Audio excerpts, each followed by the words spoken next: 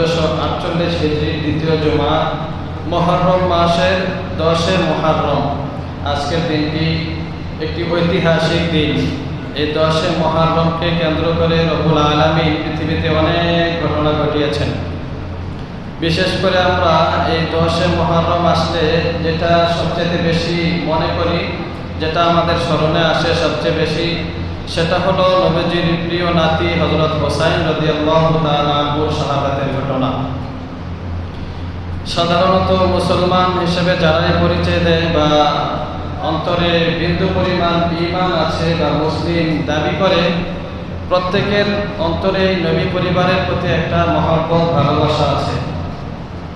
আর এটা ঈমানের একটা দাবি যে ঈমানদার হবে সে অবশ্যই নবীজি সাল্লাল্লাহু আলাইহি ওয়াসাল্লামকে ভালোবাসবে এবং পাশাপাশি নবীজির পরিবার পরিজনকেও ভালোবাসবে। এটা ঈমানেরও দাবি। কারণ কোরআনের মধ্যে আছে সূরা শুরা 33 নম্বর আয়াতে আল্লাহ তাআলা নবীজি সাল্লাল্লাহু আলাইহি ওয়াসাল্লামকে বলে দিয়েছেন, কুল, হে নবী আপনি বলুন, লা আসআলুকুম আলাইহি আজরা ইল্লাল মাওয়াদ্দাতা ফিল কুরবা। হে নবী আপনি জানিয়ে দেন, আপনি বলুন, আমি তোমাদের কাছে কোনো বিনিময় চাই না, আমি তো চাই কেবল মহব্বত আর ভালোবাসা। বলে তোমাদের সাথে আমার একটা সম্পর্ক আছে, তো এটা বিনিময়ে আমি তোমাদের কাছে ভালোবাসা চাই, মহব্বত চাই। তো এজন্য প্রতিটা ঈমানদারের দায়িত্ব নবীজিকে সবচেয়ে বেশি ভালোবাসা। নবীজির প্রিয় সাহাবী হযরত আনাস রাদিয়াল্লাহু তাআলা আনহু থেকে বর্ণিত, আনাস রাদিয়াল্লাহু তাআলা আনহু বলেন, قال رسول الله صلى الله عليه وسلم لا يؤمن أحدكم حتى أكون أحب إليه من والده وولده والناس أجمعين। নবীজি সাল্লাল্লাহু আলাইহি ওয়াসাল্লাম বলেন, তোমাদের মধ্যে কেউ পরিপূর্ণ মুমিন হতে পারবে না যতক্ষণ পর্যন্ত সে আমি নবীকে তার জান, মাল এবং সন্তান সন্ততি সবার চাইতে বেশি ভালো না বাসবে। তাহলে এটাই হলো ভালোবাসার দাবি। আমার কাছে বহু প্রিয়জন আছে, মা আছে, বাবা আছে, সন্তান আছে, স্ত্রী আছে, ধন সম্পদ অনেক কিছু আছে, কিন্তু সব কিছুর চাইতে বেশি ভালোবাসতে হবে আমার নবীকে। এটাই ঈমানের দাবি। ঠিক তদ্রুপ নবীজির পরিবারকেও ভালোবাসার কথা হাদিসের মধ্যে আছে। তিরমিজি শরীফের 3789 নম্বর হাদিস, قال رسول الله صلى الله عليه وسلم أحب الله, তোমরা আল্লাহ তাআলাকে ভালোবাসো, লিমা ইয়াগযু মিন নিআমিহি, কারণ আল্লাহ তাআলা তোমাদেরকে তার নিয়ামত ভোগ করার এত নিয়ামত রাজি দিতেছেন, তোমরা আল্লাহ তাআলাকে সবাই ভালোবাসো। তারপরে নবীজি বলেন, ওয়া আহিব্বুনি বিহুব্বিল্লাহ, পাশাপাশি আল্লাহকে ভালোবাসার কারণে আমি নবী মুহাম্মদকেও ভালোবাসো। সুবহানাল্লাহ।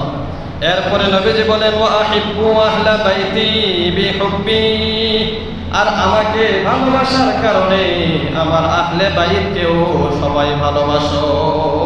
যেহেতু আমাকে ভালোবাসো, তখন আমার আহলে বাইত যারা আছে তাদেরকেও ভালোবাসো। আহলে বাইত হলো নবীজির পরিবার পরিজন যারা আছে, তারা সবাই আহলে বাইতের অন্তর্ভুক্ত। বিশেষ করে হযরতে হুসাইন রাদিয়াল্লাহু তাআলা আনহু নবীজির পরিবারের মধ্যে অনেক আদরের ছিলেন, কলিজার টুকরা ছিলেন। এজন্য নবীজির নাতি হুসাইন রাদিয়াল্লাহু তাআলা আনহুর ভালোবাসা প্রত্যেকটা মুমিনের ভিতরে থাকা চাই। এটা ফরজ।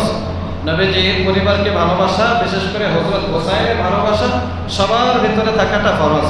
হুসাইন রাদিয়াল্লাহু তাআলা আনহু কে ছিলেন? হুসাইন রাদিয়াল্লাহু তাআলা আনহু নবীজির ছোট নাতি ছিলেন।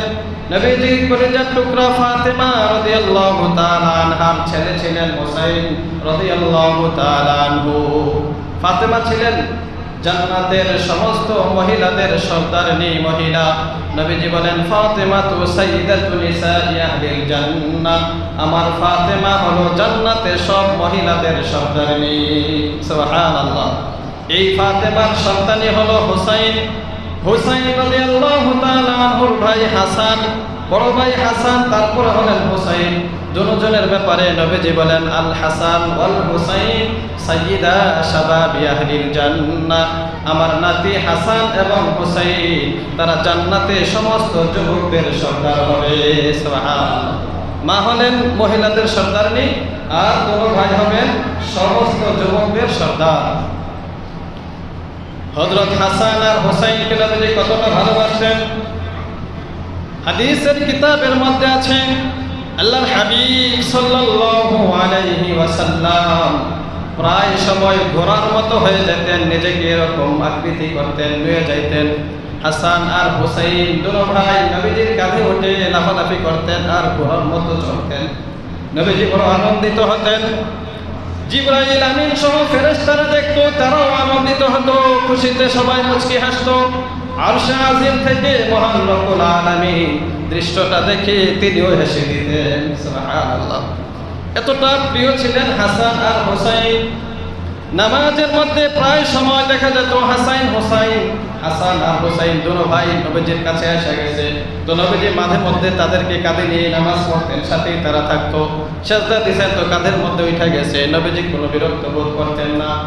জুমার দিন খুতবা দিচ্ছিলেন, হাসান হুসাইন মসজিদে ঢুকলেন। ঢোকার পরে তারা এদিক সেদিক দৌড়াদৌড়ি করতেছে, তো নবীজি খুতবা বাদ দিয়ে তাদেরকে গিয়ে ধরে সামনে নিয়ে আসলেন। সুবহানাল্লাহ। খুতবা বাদ দিয়ে দুনো নাতিকে কাছে আইনা দাঁড় করালেন, কাছে বসায় রাখলেন। তাহলে হাসান হুসাইন রাদিয়াল্লাহু তাআলা আনহুকে নবীজি এতটা আদর মহব্বত করতেন, এতটা ভালোবাসতেন। এই হুসাইন রাদিয়াল্লাহু তাআলা আনহুর শাহাদাতের ঘটনাটা ঘটেছে কারবালার দিন। কারবালার ময়দান মানে আশুরার দিন, আজকে যে দিন 10 মুহররমের ঘটনা। নবীজির ওফাতের প্রায় 50 বছর পরে নবীজির ওফাত হয়েছে 11তম হিজরিতে। এরপরে 61তম হিজরিতে হযরত হুসাইন রাদিয়াল্লাহু তাআলা আনহুর শাহাদাত হয়েছে। ঘটনা অনেক বিস্তারিত বলা সম্ভব না, সংক্ষিপ্ত শুধু বলবো, একটু মনোযোগ দিয়ে শুনতে হবে। নবীজির ওফাতের পরে খেলাফতের দায়িত্ব অর্থাৎ রাষ্ট্র পরিচালনা কে করবে, এটা সাহাবায়ে কেরামের মাঝে কয়েক পদ্ধতিতে নির্ধারণ করা হয়েছে। ওফাতের পরে সর্বপ্রথম সাহাবায়ে কেরাম পরামর্শ করে হযরত আবু বকর সিদ্দিক রাদিয়াল্লাহু তাআলা আনহুকে দায়িত্ব দিলেন। তারপরে উনি 2 থেকে 2.5 বছর দায়িত্ব পালন করেছেন। তারপরে হযরতে ওমরে ফারুক রাদিয়াল্লাহু তাআলা আনহু দায়িত্ব পেলেন। তিনি প্রায় 10 বছর খেলাফতের দায়িত্ব পালন করেছেন, রাষ্ট্র পরিচালনা করেছেন। এই ওমরে ফারুক রাদিয়াল্লাহু তাআলা আনহুর জমানায় খেলাফতের সীমানা অনেক বেশি বেড়ে গেল, খেলাফত অনেক বেশি বিস্তৃতি লাভ করলো, অনেক এলাকা জয় হয়ে গেল, মুসলমানদের অধীনে এসে গেল। তো আমরা অনেক আগে বারবার বলেছিলাম যে মুসলমানদের বড় শত্রু হলো ইহুদিরা। তৎকালীন জমানায় ইহুদিরা ষড়যন্ত্র শুরু করে দিল মুসলমানদের এই বিজয় কিভাবে রোখা যায়, তাদেরকে কিভাবে পরাজয় করা যায়। দেখা গেল মুসলমানদের ঐক্যের কারণে তাদেরকে প্রতিহত করা সম্ভব না। মুসলমান সবাই ঐক্যবদ্ধ, এদেরকে প্রতিহত করা অস্ত্রের মাধ্যমে সম্ভব না। এজন্য তারা কৌশলের মাধ্যমে মুসলমানদেরকে ধ্বংস করার প্রচেষ্টা করতে লাগলো। কি কৌশল করলো? যে মুসলমানদের একতাকে নষ্ট করতে হবে। কিভাবে একতাকে নষ্ট করা যায়? ওমরে ফারুক রাদিয়াল্লাহু তাআলা আনহুর ওফাতের পর হযরত ওসমান গনি রাদিয়াল্লাহু তাআলা আনহু খেলাফত পেলেন, রাষ্ট্রীয় দায়িত্ব পেলেন। তো ওসমান গনি রাদিয়াল্লাহু তাআলা আনহু একটু নরম তবিয়তের মানুষ ছিলেন। ঝগড়া ফাসাদ, মানুষের সাথে রাগারাগি করা, এগুলো পছন্দ করতেন না, একটু নিরিবিলি থাকতেন। এজন্য ইহুদিরা এই সুযোগটাকে কাজে লাগাইলো যে ওনার কাছে একটু বেশি ঘেসলে, একটু বিভিন্ন কথা বিভিন্নভাবে ওনাকে ফসলাইয়া অন্যান্য সাহাবীদের বিরুদ্ধে লাগায়, দেখি কাজ হয় কিনা। এই একজন ইহুদি ছিল, মনে রাখবেন তার নামটা আব্দুল্লাহ ইবনে সাবা। নামটা সুন্দর, কিন্তু তার কাজ ছিল বড় বেশি খতরনাক।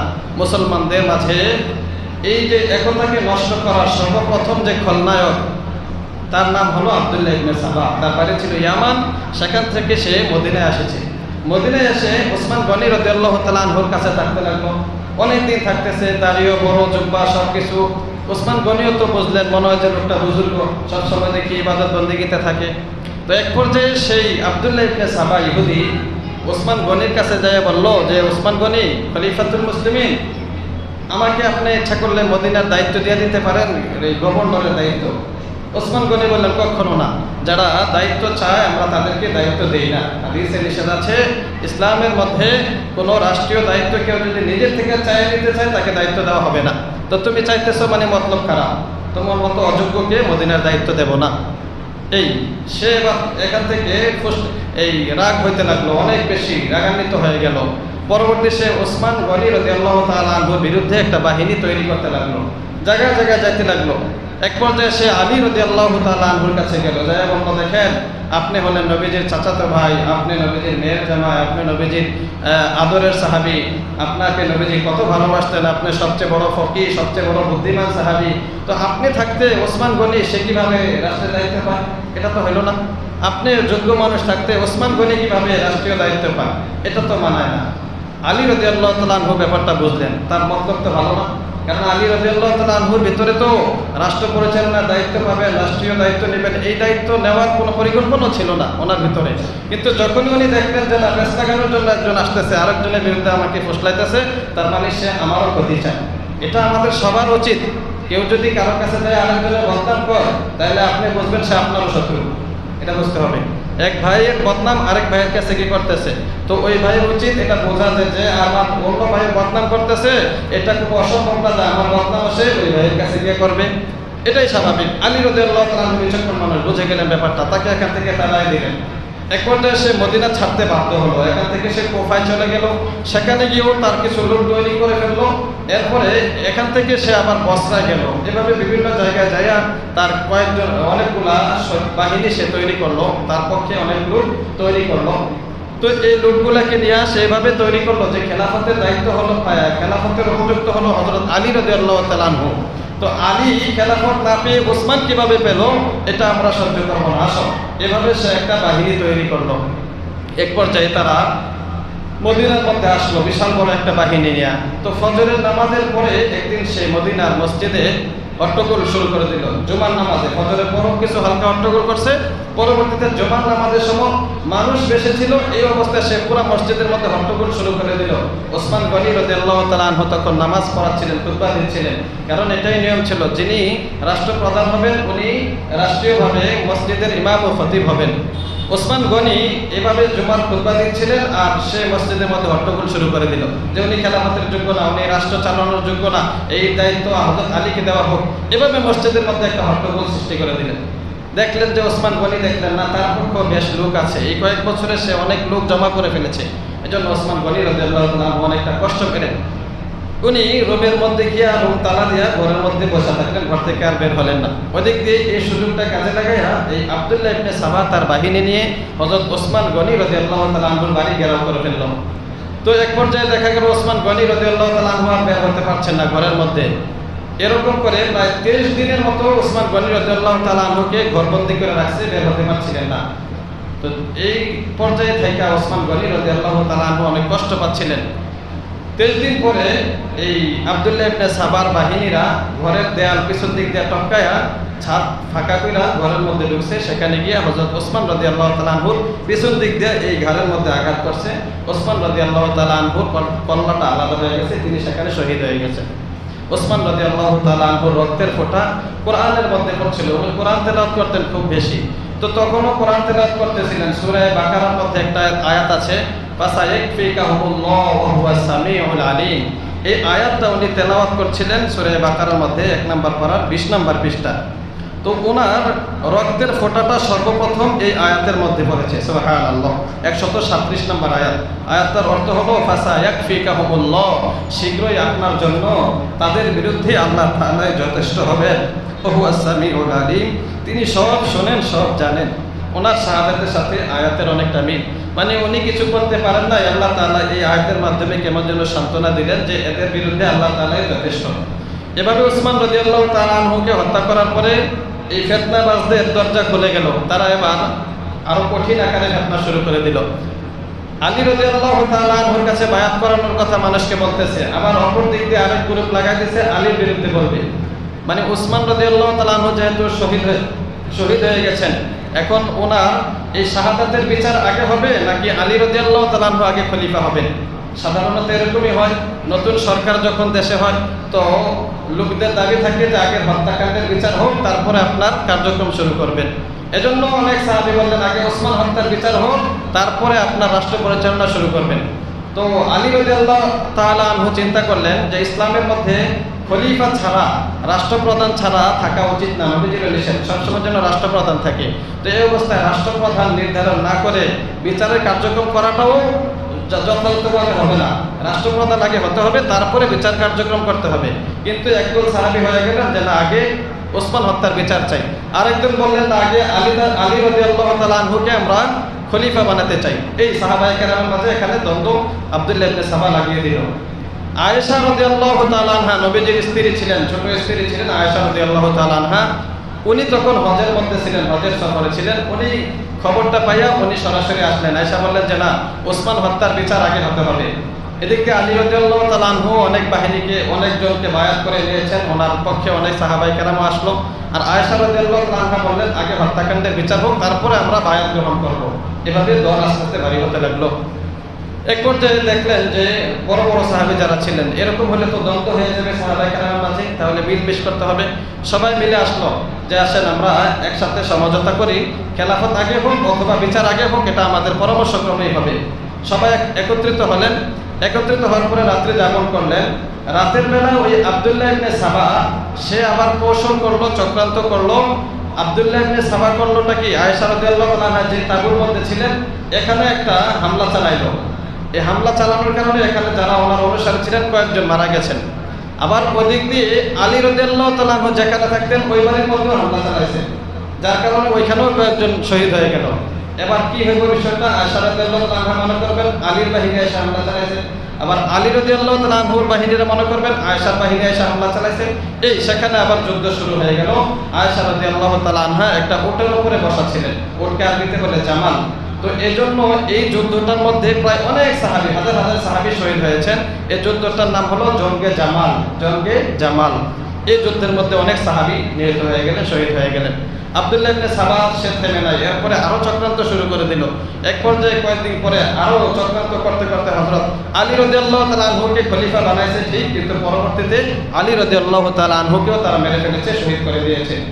তো এভাবে চলতে চলতে নবীজির আরো একজন সাহাবী ছিলেন হযরত মুআবিয়া রাদিয়াল্লাহু তাআলা আনহু, যিনি ইয়াজিদের বাবা ছিলেন।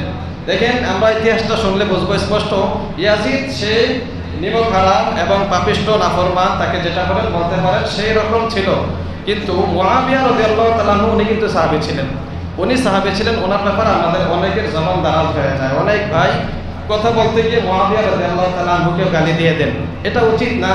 নবীজির কোনো সাহাবীকে গালিগালাজ করা বা তুচ্ছ করা উচিত না। নবীজির আপনা থেকে আপনা সাহাবী যারা সামান্য সময়ের জন্য নবীজির সাহাবিয়ত গ্রহণ করেছে, সোহবত গ্রহণ করেছে, তাদের ব্যাপারেও সুসংবাদ আছে। নবীজি সাল্লাল্লাহু আলাইহি সাল্লাম বলে দিয়েছেন, আল্লাহ তাআলা বলেছেন রাদিয়াল্লাহু আনহুম ওয়া রাদু আন। এই সাহাবায়ে কেরামের ব্যাপারে আল্লাহ তাআলা রাজি খুশি হয়ে গেছেন, তারাও আল্লাহ তাআলার ব্যাপারে রাজি খুশি হয়ে গেছে। মানে তাদের অপরাধ আল্লাহ তাআলা ক্ষমা করে দিয়েছেন। এজন্য কোনো সাহাবীকে গালিগালাজ বা তুচ্ছ করা উচিত না। তাহলে মুআবিয়া রাদিয়াল্লাহু তাআলা আনহু নবীর সাহাবী, ওনার কোনো দোষ নাই। তো ওনার হাতে খেলাফতের দায়িত্ব আসলো।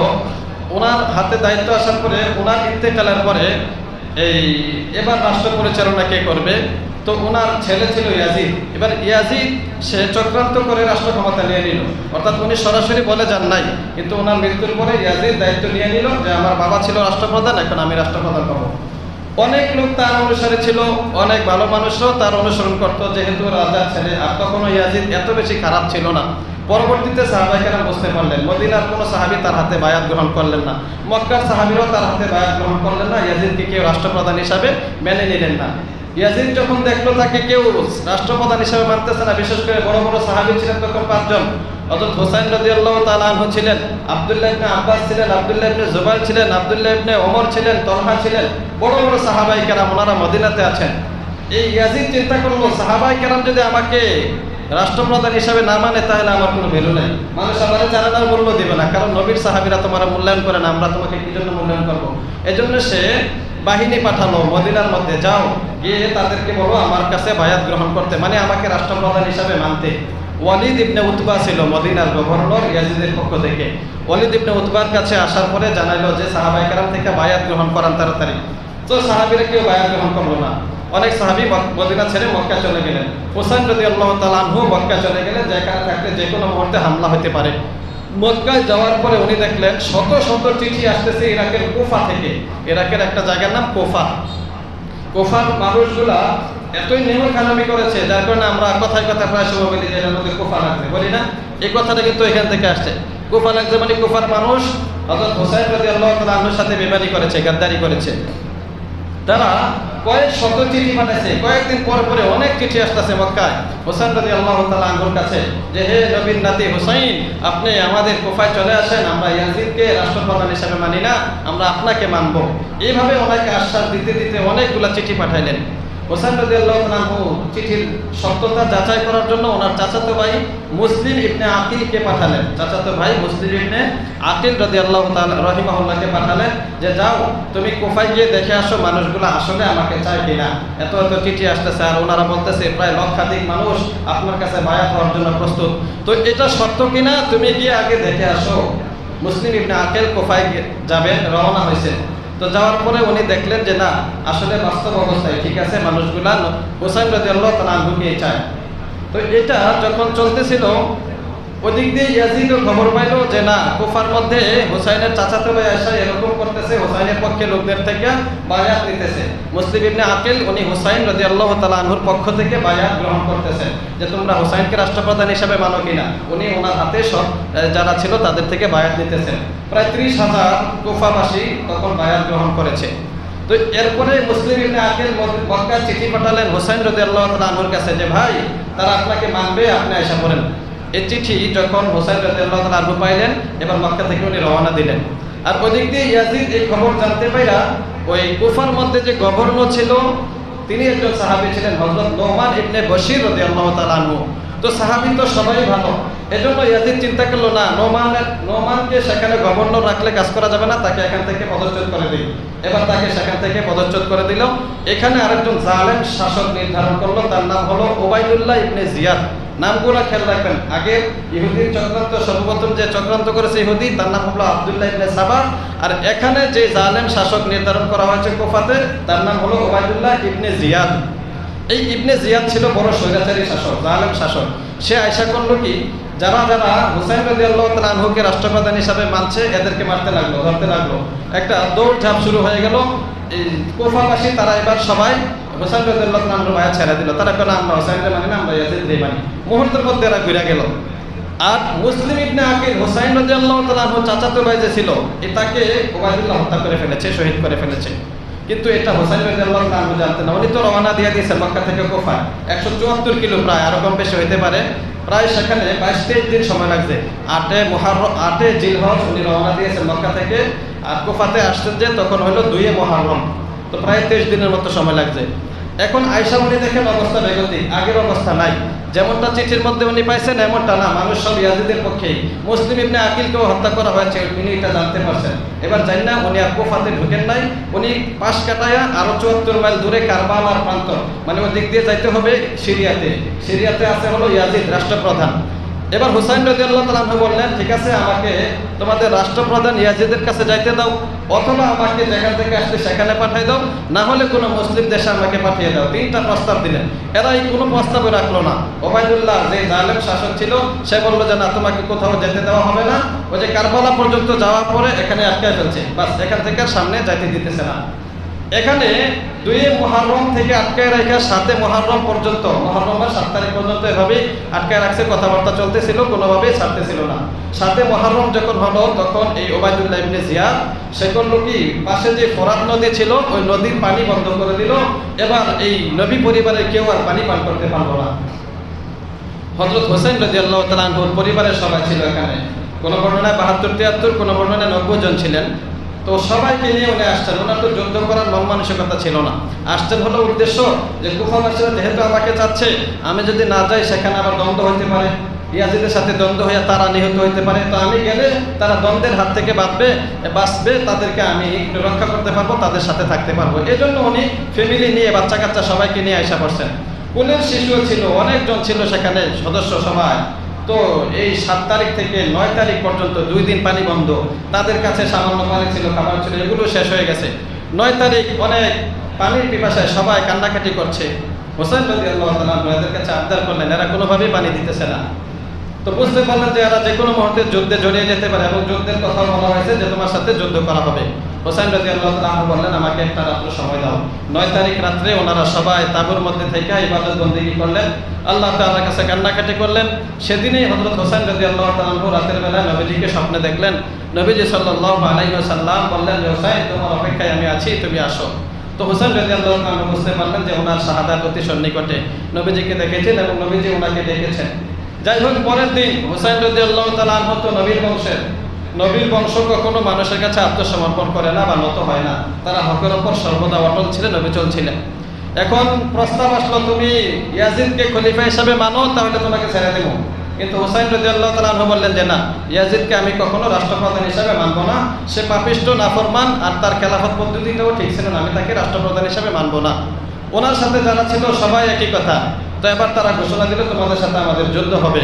হোসেন রাদিয়াল্লাহু তাআলা আনহু ওনার সাথী সঙ্গীদেরকে বললেন যে তোমরা চলে যাও, যারা যারা আমার সাথে আছো সবাই চলে যাও, আমার বাচ্চা কাচ্চা যারা আছে এদেরকে নিয়ে এক একজন নিয়ে তোমরা চলে যাও। এরা শুধু আমাকে চায়, আমি থাকলেই চলবে, বাকি তোমরা চলে যাও, শহীদ হলে আমি হব, তোমরা চলে যাও। কিন্তু এক একজন উত্তর দিল যে হে নবীর নাতি, আপনাকে রেখে আমরা চলে যাব, এটা কখনো সম্ভব না। যদি আপনাকে এই অবস্থায় রেখে আমরা চলে যাই আর হাসরের ময়দানে নবীজির সামনে দাঁড়াই, নবীজি যদি বলে যে আমার নাতিকে তোমরা একা একা রেখে চলে আসলাম, তো তখন আমরা কি জবাব দিব? হে নবীর নাতি, আমরা আপনাকে ছেড়ে যাব না। সবাই এখানে রয়ে গেলেন। 10 মুহররম সকালবেলা ফজরের নামাজ হইল এবং কিতাবে লেখে ফজরের নামাজ হোসেন রাদিয়াল্লাহু তাআলা আনহু পড়াইছেন। পিছনে যারা নামাজ পড়ছিল এরাও হোসেনের বিরুদ্ধে লাগছে পড়ে, মানে ইয়াজিদের বাহিনী যারা ছিল তারাও হোসেন রাদিয়াল্লাহু তাআলা আনহুর পিছনে ফজরের নামাজ পড়েছে, কিন্তু এরাই পরে হোসেন রাদিয়াল্লাহু তাআলা আনহুর বিরুদ্ধে যুদ্ধ করছে। যুদ্ধের মধ্যে এক পর্যায়ে সবাই এক এক করে সবাই শহীদ হলো, কারণ তাদের সংখ্যা ছিল প্রায় 6000 আর সাহাবায়ে হোসেন রাদিয়াল্লাহু তাআলা আনহুর বাহিনী ছিল মাত্র 72 জন যোদ্ধা ছিল, বাকিরা ছোট ছোট ছিল। এখন এই অবস্থা তাদের সাথে যুদ্ধে গোলানো কোনোভাবেই সম্ভব না। তো সবাই শাহাদাত বরণ করতে লাগলেন। এক পর্যায়ে হোসেন রাদিয়াল্লাহু তাআলা আনহু সবার শেষে ওনার পালা হলো, ওনাকে তীর নিক্ষেপ করলো যে নাফরমান, যে পাপিষ্ঠ, তার নাম হলো শিমার। শিমার নামক পাপিষ্ঠ, 3টা নাম খেয়াল করবেন। আগে হলো আব্দুল্লাহ ইবনে সাবা, পরে হলো উবাইদুল্লাহ ইবনে জিয়াদ, আর এখন হলো শিমার। এই শিমার সে তীর নিক্ষেপ করলো হযরতে হোসেন রাদিয়াল্লাহু তাআলা আনহুর বুকের মধ্যে। হোসেন রাদিয়াল্লাহু তাআলা আনহু সিজদায় পড়ে গেলেন। সিজদায় গিয়ে তখন হোসেন রাদিয়াল্লাহু তাআলা আনহু বড় কষ্ট করে একটা দোয়া পড়তেছিলেন, আল্লাহ তাআলার কাছে বলতেছিলেন, আল্লাহুম্মা রিদন লাকা, আল্লাহুম্মা রিদনা রিদন লাকা ওয়া সাবরুনা লিল্লাকা। আয় আল্লাহ, আপনার সন্তুষ্টি আমাদের সন্তুষ্টি, আপনার জন্য আমরা ধৈর্য ধারণ করলাম, আপনার সন্তুষ্টির উপরে আমরা রাজি আর খুশি আছি। তারপরে ওই সীমার আয়েশা হযরত হোসেন রাদিয়াল্লাহু তাআলা আনহুর বুকের মধ্যে বসে এবং এই কল্লাটা আলাদা করে ফেলেন। এভাবে নবীজির নাতি হযরত হোসেন রাদিয়াল্লাহু তাআলা আনহু শহীদ হয়ে যান। সকলে যখন শহীদ হয়ে গেলেন, একজন ছিলেন ছোট বাচ্চা, এর মধ্যে আরো কয়েকজন ছিলেন মহিলা ছিলেন, তাদেরকে তারা মানে নাই। তো একজন যিনি ছিলেন তার নামই হলো হযরত জয়নুল আবেদিন রাহিমাহুল্লাহ, যেটাকে আমরা জয়নাল আবেদিন বলি, জয়নাল আবেদিন। এই জয়নাল আবেদিনকে তারা হত্যা করে নাই। হোসেন রাদিয়াল্লাহু তাআলা আনহুর ছোট ছেলে জয়নাল আবেদিনকে হত্যা করে নাই, ওনাকে রেখে দিয়েছিল। এই জয়নাল আবেদিন রাহিমাহুল্লাহ, ওনার থেকে বর্তমান পর্যন্ত নবীজির বংশধারা এখনো জারি আছে। যাই হোক, এভাবে তারা হোসেন রাদিয়াল্লাহু তাআলা আনহুকে শহীদ করে দিল। শহীদ করার পরে এই হোসেন রাদিয়াল্লাহু তাআলা আনহুর কল্লাটা সীমারে নিয়ে গেছে ওবাইদুল্লাহ বিন জিয়াদের কাছে, ওই যে স্বৈরাচারী শাসক, তার কাছে নিয়ে যাওয়ার পরে ওবাইদুল্লাহ বিন জিয়াদ করলো কি, তার হাতে যে লাঠি ছিল এটা দিয়ে হোসেন রাদিয়াল্লাহু তাআলা আনহুর দাঁতের মধ্যে খোঁচাইতে লাগলো। আর খোঁচায় বলতে লাগলো, আরে চেহারাটা তো খুব সুন্দরই দেখা যাচ্ছে, চেহারাটা তো সুন্দরই দেখা যাচ্ছে, আর হাসতেছে। এভাবে সে হাসতেছে। তো পাশে একজন বয়স্ক সাহাবী ছিলেন হযরত আনাস রাদিয়াল্লাহু তাআলা আনহু। উনি বয়সের ভারে যদিও কিছু বলতে পারেন নাই, রাষ্ট্রপ্রধানকে বা জালেমের বিরুদ্ধে কিছু বলতে পারেন নাই, কিন্তু অন্তরটা তো নবীর জন্য কাঁদে। উনি কান্না করতেছিলেন আর বলতেছিলেন, হে ইবনে জিয়াদ, সাবধান, নবীর নাতির দাঁতের মধ্যে এভাবে খোঁচাইও না। আল্লাহর কসম, আমি এই চোখে 1000 বার দেখেছি নবীজি নিজের ঠোঁটে চেহারার মধ্যে চুমা দিতেন। সুবহানাল্লাহ। বলে আমি বহুবার দেখেছি নবীজি ঘাড়ের মধ্যে চুমা দিয়েছেন, এই চেহারার মধ্যে চুমা দিয়েছেন, নবীজির ঠোঁট মোবারক এখানে লাগছে। তুমি এটাকে এভাবে অপমান করো না ইবনে জিয়াদ। ইবনে জিয়াদ সে স্বৈরাচারী শাসক, এভাবে হযরত হোসেন রাদিয়াল্লাহু তাআলা আনহুর কল্লাটাকে অপমান করে পাঠাই দিল সিরিয়াতে ওই ইয়াজিদের কাছে। ইয়াজিদ এই কল্লাটা পাইলো, হোসেন রাদিয়াল্লাহু তাআলা আনহুর কল্লা পাইলো। ইয়াজিদ এটার বিরুদ্ধে কোনো অ্যাকশন নিল না। যারা হযরত হোসেন রাদিয়াল্লাহু তাআলা আনহুকে হত্যা করলো তাদের বিরুদ্ধেও কিছু বলল না, বরং যারা হত্যা করেছে তাদের মর্যাদা আরো বাড়ায় দিয়েছে, তাদেরকে উচ্চ পদে দিয়েছে। তো এর দ্বারা ইয়াজিদ যে সমান অপরাধী এটা স্পষ্ট বোঝা যায়। অনেকে ইয়াজিদের সাফাই গায়, অনেকে ইয়াজিদকে বলে না এখানে ইয়াজিদের কোনো হাত নাই। হাত নাই এটা তো স্পষ্ট বোঝা যায় তার যে হাত আছে, কারণ সে তো এটা প্রতিবাদ করে নাই বা এর পক্ষে সে বিপক্ষে কিছু বলে নাই। আবার তার পক্ষ থেকে পাঠানো শাসক ছিল ওবায়দুল্লাহ, তার তত্ত্বাবধানে এগুলো হয়েছে। সব মিলিয়ে এরা সবাই নাফরমান, সবাই আল্লাহ তাআলার কাঠগড়ায় আসামি যারা এই হত্যার সাথে জড়িত ছিল। তো আমাদের এখান থেকে শিক্ষা কি? আমাদের শিক্ষা হলো নবীর পরিবারের প্রতি ভালোবাসা, অন্তর দিয়ে নবীর পরিবারের সাথে ভালোবাসা রাখা এবং জালেমদের বিপক্ষে থাকা সর্বদা। এটা হলো কারবালার বড় শিক্ষা।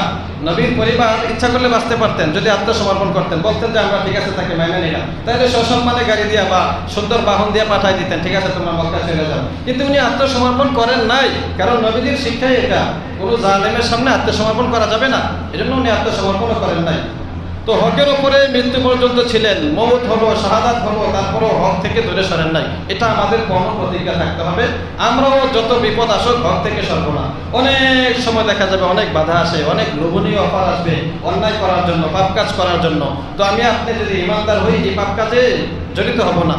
আমি আপনি যদি নবীর ভালোবাসা, নবীর পরিবারের প্রতি ভালোবাসা রাখি, তাহলে আমরা এই পাপ কাজ থেকে দূরে থাকবো। যত বড় অফার আর শয়তানের যত চক্রান্তই আসুক না কেন আমরা এই পাপ কাজে জড়িত হব না ইনশাআল্লাহ।